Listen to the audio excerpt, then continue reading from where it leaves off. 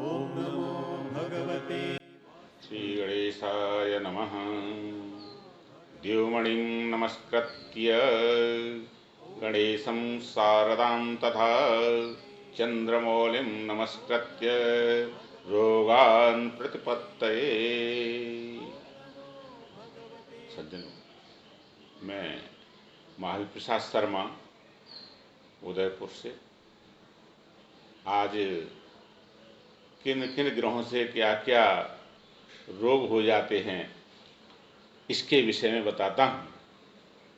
इससे पहले हमारे शास्त्रों में कहा है, रुद्र भट्ट जी ने अपनी व्याख्या में कहा है तथा प्रश्न मार्ग चिंतामणि में भी उन्होंने ये लिखा है कि रोगाद विधा, रोग दो प्रकार के होते हैं। उनके लिए कहा है काश्चते, तो इसी कहा है कि गदा द्विधा निजा आगंतुकाश्चेति, पुनस्ते द्विधा, फिर भी वो आगे भी दो प्रकार के होते हैं। एक शारीरिक मानसिक, दूसरे दृष्टिजा अदृष्टिजा। इनको कहते हैं शारीरिक जो रोग हैं वो वात पित्त और कफ, इन तीनों प्रकृति से होते हैं। और मानसिक रोग हैं वो भय उद्वेग आदि इस तरह से होते हैं, मन से संबंध हैं। दृष्टिजा रोग हैं वो अविचार आदि हैं। और अदृष्टिजा देवताओं द्वारा किए हुए रोग हैं। ये क्यों कहा?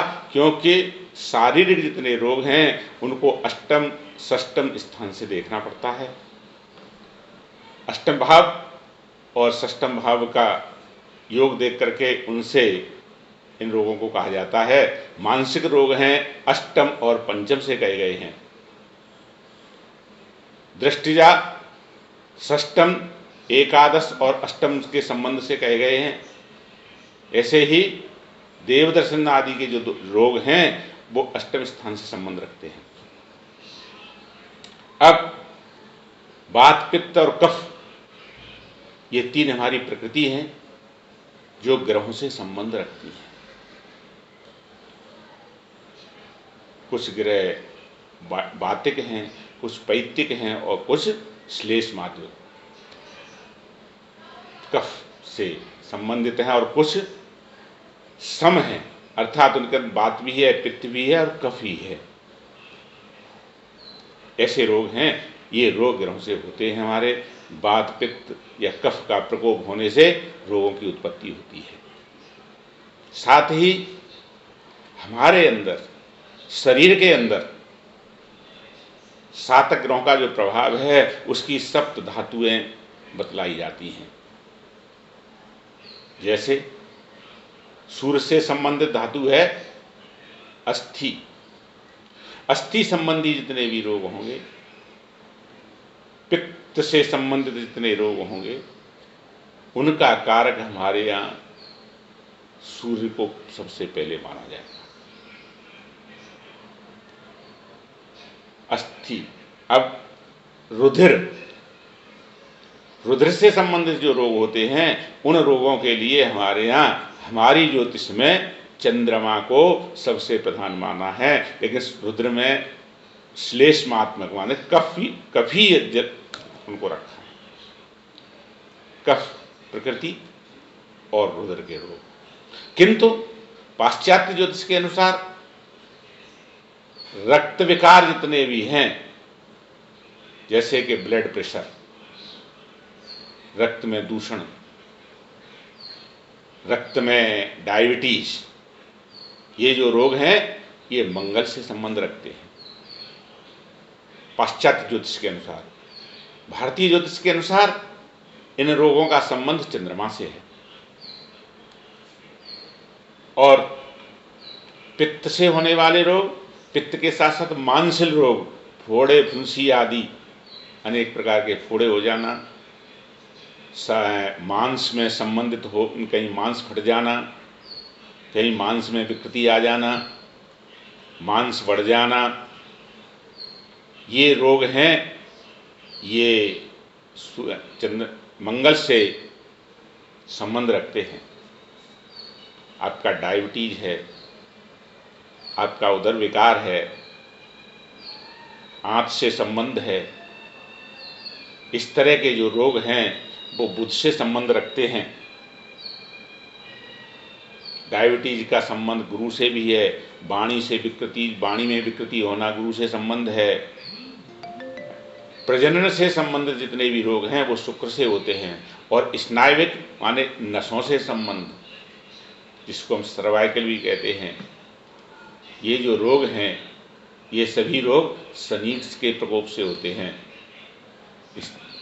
शनि, राहु, केतु, इनका यदि प्रकोप ज़्यादा होता है जन्म कुंडली में, ये अशुभ होते हैं, तो निश्चित ही उस व्यक्ति को स्नायुविक रोग अधिक होते रहेंगे। अब ये रोग कौन सा, जैसे हमारे पास रोग की मालूम पड़ गया कि हमें किस ग्रह से जनित रोग है, कहाँ पर हो सकता है, इस विषय में भी हमारे यहाँ ज्योतिषियों ने, पुराने आचार्यों ने बहुत अच्छी व्याख्या की है। इसमें उन्होंने लिखा है दो तरह से, एक तो राशि से संबंध, दूसरा भाव से संबंध। राशि से संबंध जो लिखा है उसमें कहा है कि काल पुरुष का एक चक्र बना है, उसमें जो सबसे शरीर, हेड, सिर भाग है वो मेष राशि से संबंध है। मेष राशि से दूषित है, मेष राशि के साथ साथ हमारा भाव प्रथम, जिसको हम लगन भी कहते हैं, यदि लगन भी दूषित है तो निश्चित ही उसको सिर में रोग होंगे। इसी तरह से दूसरा राशि वृषभ है और दूसरा भाव माने धन भाव। धन भाव और वृषभ राशि दोनों ही दूषित हैं, दोनों ही अशुभ ग्रह से संबंध रखते हैं, अशुभ ग्रह से युक्त हैं, तो उस व्यक्ति को मुख के रोग और नेत्र के रोग होंगे। इसी तरह से तीसरा भाव मिथुन राशि, वो हृदय से संबंध रखते हैं, हृदय संबंधित रोगों को देते हैं। चौथा भाव कर्क राशि,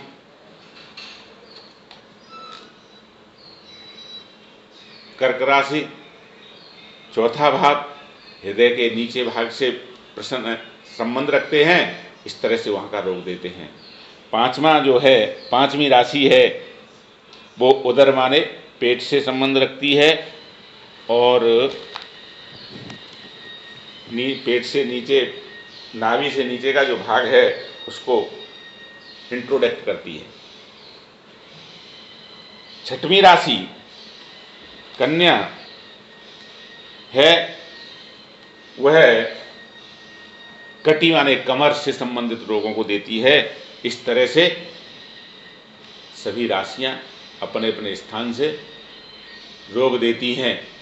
इन रोगों को जानने के लिए मैंने आपको ये बतलाया। आगे कुछ शेष रह गया है, उसको हम अगले एपिसोड में फिर आपको समझाने की कोशिश करेंगे।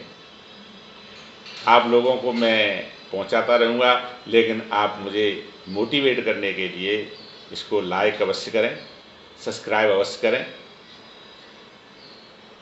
ये क्योंकि जब आप लाइक करेंगे, मोटिवेट करेंगे, तो मुझे भी मालूम पड़ेगा कि मेरा जो मेहनत है वो सफल हो रही है और आप लोगों को कुछ लाभ हो रहा है। जनता को लाभ पहुंचाना ही मेरा मुख्य उद्देश्य है, क्योंकि हमारे प्राचीन जो ग्रंथ हैं वो प्रायः लुप्त होते जा रहे हैं, उन पर विचार विमर्श नहीं किया जा रहा है, उनको देखा नहीं जा रहा है। मैंने जो अब आपको बतलाया है ये सभी आज जातक पारिजात के माध्यम से व्याख्या की है।